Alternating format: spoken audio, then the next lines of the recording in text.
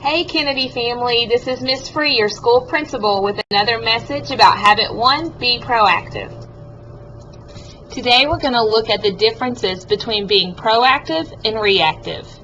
Reactive people blame circumstances, conditions, and conditioning. Their behavior is a product of their conditions and it's based on feelings. They build their lives around others' emotions and they lack coping skills.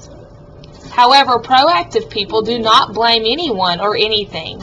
Their behavior is a product of their conscious choices based on values. They respond to others based on their values and not their emotions. And they use effective coping skills in hard situations. Today, we're going to look at 4 scenarios and decide if they are examples of being reactive or proactive. Mark was new to school. He walked in with a smile and introduced himself to his classmates. Is this an example of being proactive or reactive?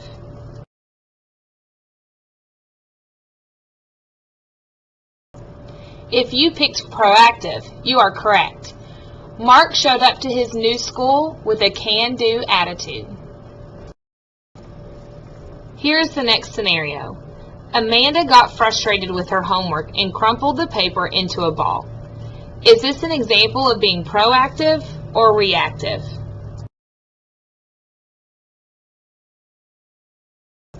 If you answered reactive, you are correct. Amanda did not do a good job choosing her actions or her attitude about her homework. Here is another scenario. Sarah and Lucy were fighting for a spot in line. Sarah elbowed Lucy out of the way to get ahead of her. Is this an example of being proactive or reactive? If you chose reactive, you are correct. Sarah did not choose her actions wisely and probably blamed Lucy for her wrongdoings. Here is the last scenario. Rick was assigned a project on Mercury. He didn't know anything about Mercury, but was willing to research and learn about it. Is this an example of being proactive or reactive? If you picked proactive, you're correct. Rick had a can-do attitude and was willing to try his best.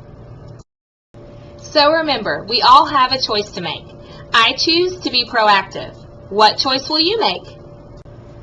Hi Kennedy kids, I continue to be very excited to see how many How cards are in the box each week. Thank you so much for following Kennedy Expectations. As you can see, I have another special guest with me, Jacob Lewis, who's going to help me draw names this week to see who gets further recognized. Jacob, they're all mixed up. Pull someone out for us.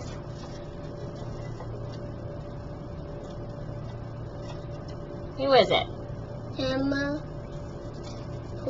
Emma Poole, you have earned yourself some free Frenchie fries. Come to the office and get that. Okay. Did you pull the next one? Yeah. Oh, you pulled yourself out, Jacob. How did you manage to do that? Well, Just lucky guess there? I guess. Guess so? All right, Jacob. Well, you have earned yourself also some free Frenchie fries. Congratulations, Jacob. Yes, I guess. I also want to recognize Miss Kendall's class. I actually taught their technology class last week, and I was so proud of how they were keeping their hands on the home keys and following all the expectations in technology. They were just a true pleasure to teach that day, and I gave them a How card for the entire class. Thanks, Miss Kendall's class. Last, we want to recognize those of you who are getting 100% attendance in the classroom. So, Jacob, you are going to help choose that as well. Wait, what? Let me steer them up. Okay, pick us a slip out.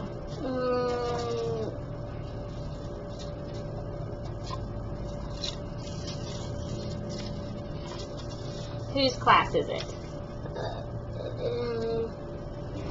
It's actually Miss Whitaker's kindergarten class. Congratulations. You guys have won yourself a popcorn party.